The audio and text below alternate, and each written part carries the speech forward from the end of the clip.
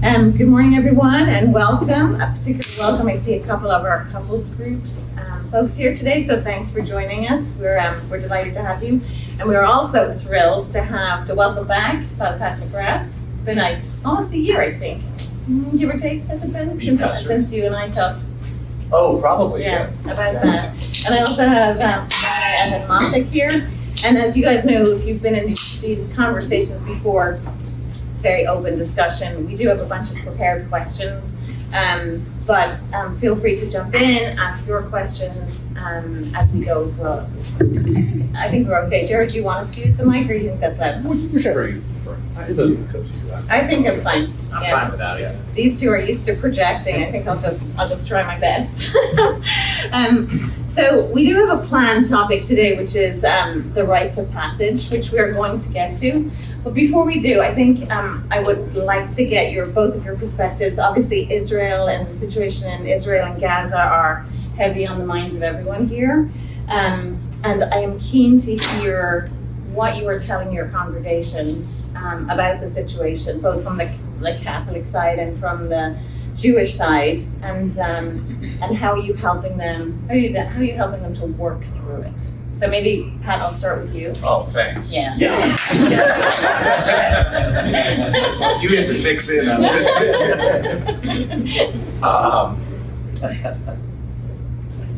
So interesting to frame it as what are you sharing with your congregations? What do you say when you talk to your people about something like this?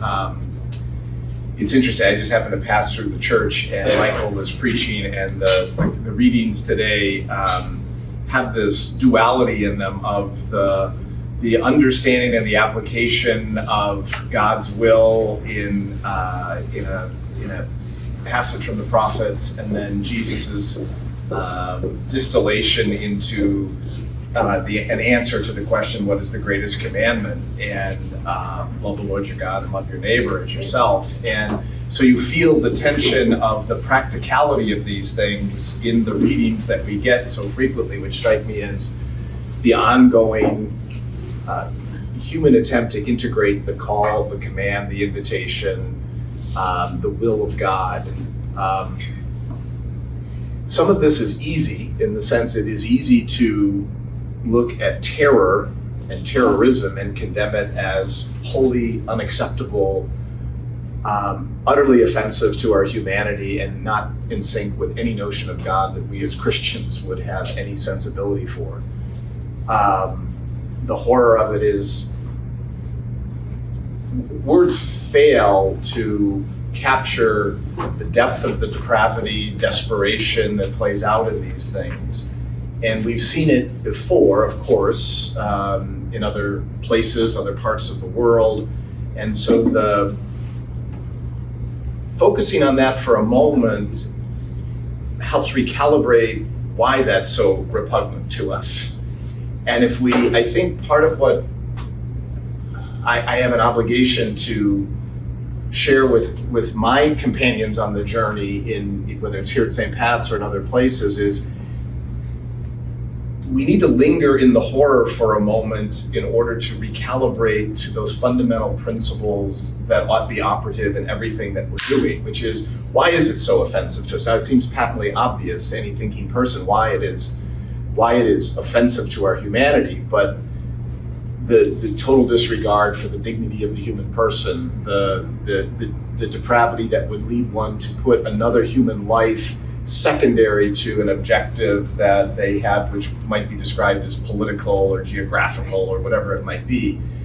And so I think that while we want to run from the horror, understandably so, deepening our sensibility of why this is so utterly, this is before you get to any sort of political consideration of boundaries and borders. It's before you get to any consideration of even the deep religious sensibilities in the land and the fight. And so we linger there for a moment, I think, and remind ourselves of what our humanity rails against instinctively in that, and how we ought then make decisions moving forward based on those sorts of observations.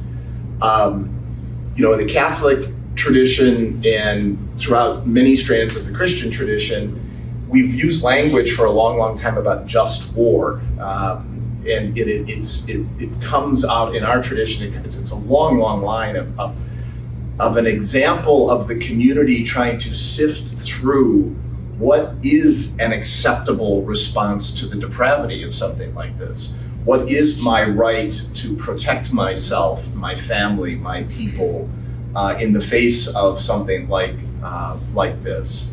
And the just war theory, it seems to me, helps, but it also limps. And there's been a lot of conversation, especially in an era of nuclear weapons. There's been a lot of discussion, and when I say a lot of discussion, I'm talking about over decades and maybe even a century or so, about whether the just war theory still works, whether it's still applicable. But I point to it just because it's a way, in the Catholic tradition anyway, of sifting through the very real political human questions about what is my right to defend myself? What is my right to respond to an evil that's been perpetrated against me and my people? And the just war, as the name suggests, the just war tradition has long said there is a right and there is a freedom in the theological construct that one does get to protect themselves in proportionate response when you've exhausted every other way of dealing with the situation. So the just war tradition starts to list out 3 or 4 criterion for that kind of action. Have we exhausted every possibility? Is our response proportionate to the evil that's been done? Which is a strange category anyway. We sort of get it when you say it, yeah. But the kind of calculations you have to do there are well, they're horrible at some level. But anyway, I point to it because I think there is in our tradition a way of discerning in these moments. The fog of war, as they like to say, begins to muddle all that a lot, it seems. And then now let's layer on top of it, or underneath it perhaps, the depth of these questions about that land. And the depths of the questions about home for the Jewish people, and what that all means as a part of this conversation about a current horror. So there are no easy answers, obviously, but I think, and I've sat with kids in school here and some high school kids this week. I was with a parish group yesterday where we were talking about something else, and conversations about this necessarily came up. And I think, part of what we're trying to talk and pray about is the appropriating the lesson of the horrors of the terrorism that was executed on those attacks on the 7th, and the humanity that we want in the conversation as the steps going forward are being made. Yeah, and I appreciate you taking the first Oh, yeah. response on this one. It is a really challenging. I mean, it's a really difficult question. Yeah. Evan, curious for your thoughts.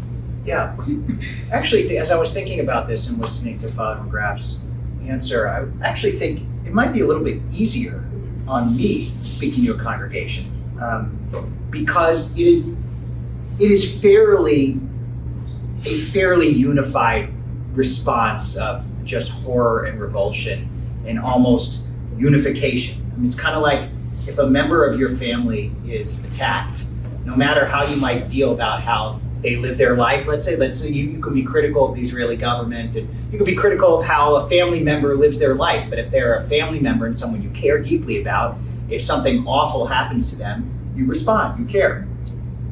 So in many ways, the response of my congregation has been fairly unified. I mean, people are in horror, they're just shocked. People are fearful, but people are also saying this is a demonstration of this age-old hatred that we knew was there, but hasn't been seen in a while, at least in such a horrific form, and we have to respond to it. So in terms of how people are feeling and responding, it's been it's not hard to kind of discern that and affirm that. I think the harder part has been, well, there's sort of two areas. I think there's a feeling of uncertainty. You know, what does this, uncertainty and shock. I mean, one of the kind of guiding principles of how Jews have understood Israel is that it's almost like there's an invulnerability, there's a strength. Sure, Israel has been in wars, but it's won all those wars. It has built effective barriers. It has been able to manage terrorism in as decent a way as possible. It has an extremely strong military. There's been all these kind of sources of comfort, one could say. And a lot of that, it was just annihilated, undermined on October 7th. You know, that so many people could be killed and 21 military bases, successfully, penetrated. I mean, so a lot of this sort of, how could this happen? So just shock and dealing with that, understanding that, I think has been difficult. And now, as the kind of shock is worn off, I do think there is an anxiety about, okay, Israel had the world's sympathy for a period of time. And now, as the conflict has escalated and Israel is on the offensive, how then do the world's sympathy shift? So that's one area of concern. Another area is the legitimate fears. A lot of innocent people are going to be killed. There's no way around saying that. You could be as hawkish a person as can be, but there are going to be many innocent people killed. And yet, how can Israel not respond forcefully, given that the job of a government is to protect its citizens? I mean, of all the things about government, that is, and how can Israel ensure that something like this can never happen again? Well, there's going to be awful consequences to pursuing that end. So I think there is anxiety about that, and I think that explaining that, understanding that, and grappling with it is very hard. In addition, we don't have. I mean, I'm not a military general. I'm not an Israeli citizen. I don't know the best path forward, and so giving answers is extremely difficult. So that's in some ways the immediate aftermath was easier than where we are right now. Right. And I think you bring up an interesting point, which is the shifting in sympathy and public opinion as time goes on. And I'm going to pluck something from the headlines yesterday. I noticed there was a protest in New York, in Brooklyn, and it was a pro-Palestinian, predominantly pro-Palestinian, but then I noted that the Orthodox Jews were part of that, or a group of Orthodox Jews were also part of that. And one of the headlines one of the things that they had on their banners was Zionism is terrorism. Yeah. So I was confused by it, I admit. Yeah. I was like, I don't understand this. It doesn't make sense to me. They're more of a fringe. I mean, there are fringe groups within Orthodoxy. I would say 90% of Orthodox Jews are pro-Israel, Zionist. There are small fringe groups that do this mainly for headlines. Yeah. And essentially, the theology behind it is that the only God can restore Jews to the Holy Land, and that any human government, any government that is not a theocratic Orthodox government in Israel is illegitimate. So these are groups of Jews who are very much just sort of theologically in the 17th century, more about, so yes, they get a lot of headlines, but in general, they're really not very influential. And so I would kind of discount that. It's not really an expression of kind of the wider Orthodox Jewish community, let alone the large Jewish community. Yeah. I'm sure there are Catholic groups. Every religion struggles with certain very prominent but small sectarian differences. And those do happen to be the ones that grab the headlines, because they're the sensational headlines too. As clergy and as religious men, what's your thought, within the context of family school, where we're working to bring two religions together and understand both religions? I mean, is it hard for you to believe that religion is still the cause of such conflict in the world? So this is a huge question, but I thought we were talking about baptism. you want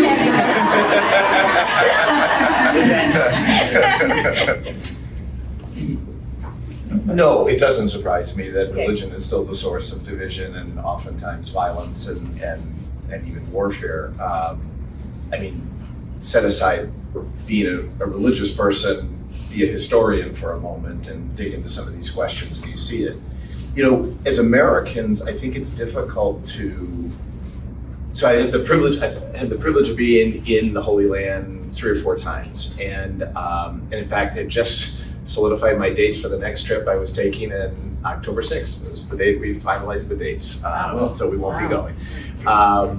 But it's very hard, I think, for Americans to appreciate the context of what's happening over there, and I don't presume to have a great understanding of it. But one of the things that you get an appreciation for is again, from an American manifest destiny sort of perspective, the smallness of it, right? The size of the state of Israel, so often compare it to the size of the state of New Jersey, right? It's like that kind of geography. Having taught scripture to high school sophomores, which is to say I stood in front of a room and kids looked at me all day. But teaching scripture to high school sophomores, you would lay out the geography and you'd put the river on this side and you'd put the ocean on the other side and you talk about some of these landscape questions. But you also don't have a sense as an American of the tension, of the proximity, of the religion, the traditions right next to each other, especially in the old city, right? Like as you go through the old city. And I think it's just a snapshot for a naive American to see this is the tension of living this way together. And it makes you thankful for an imperfect but a different system of government that we live with, where the notion that there can be a flourishing of many religious traditions, not to say that, it's working great, but it's a nice idea. That was a nice way. So be the people to build a less imperfect union. But so it doesn't. That's a roundabout way of getting at when you take someone's notion of God and the community that you call your fellow believers, you're immediately talking about ultimate questions. Yeah. And then when you have to weave ultimate questions of purpose, meaning, and destiny into the politics, which is necessary, of living, and living in proximity to people who have a different view of what the meaning, purpose, and destiny of the human story is, that there be tensions and that we fail miserably, for example, in our call to be peacemakers as Christians and things like it sadly doesn't surprise me if that's the question, right? Should it be better? Yes. Are we called to something more? Yes. But I can't say that sadly it doesn't surprise me. Yeah, that's a great question. Let me sort of answer in 2 ways.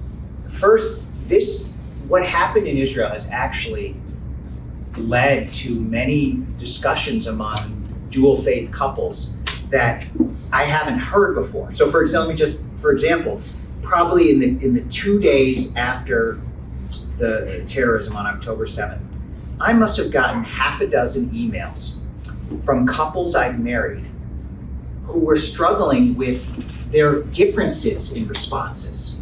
That the Jewish partner felt, it wasn't a source of tension, but it was just how do we are responding to this event differently on an emotional level.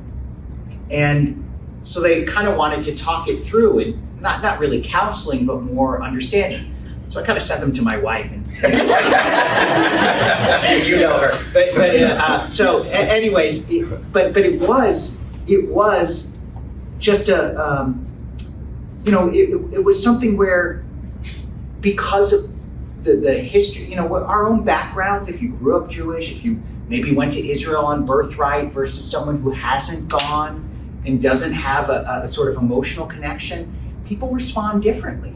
So it was almost each partner trying to understand their other partner's response. That was interesting. That I really hadn't ever had that issue ever come up, and I've been marrying couples from different faiths for 16, 17 years, so this, I think, struck home in a profound way. And I'm sure it still is. So I think that's one level in which this is presented a new issue. On the second level, when we talk about religious hatred, this is a big issue. And in some ways, when we're talking about Jews and Catholics, I think it's less of an issue. The way I like to think about it is, for most of Jewish history, if you were Jewish and you could choose, should I live in a Muslim land or a Christian country, you would actually choose a Muslim country. It was much better. There weren't inquisitions, there weren't crusades. Jews were certainly equal citizens, but it was a more comfortable environment. That all changed in the 20th century. Now, relationship between Jews and Christians, Jews and Catholics have never been better. It's one of the great miracles of the 20th century. It's the kind of thing we're experiencing right here, right now. It's extraordinary and wonderful. But the relationship between Jews and Muslims has declined significantly. So I think that in many sort of more right-wing Jews now, I've been seeing it more in the press lately, are seeing this in sort of a religious war context. That this is not just a territorial dispute. This is more a religious hatred of Jews being exposed. And if you read the Hamas charter, that is the case. I don't think that that's truly what's going on deep down, but there is a feeling among some that is what's happening, and that's scary. That's very scary, and it speaks to the kind of older hatreds that we see on display in the old city and in such proximity, but seeing it on a wider scale.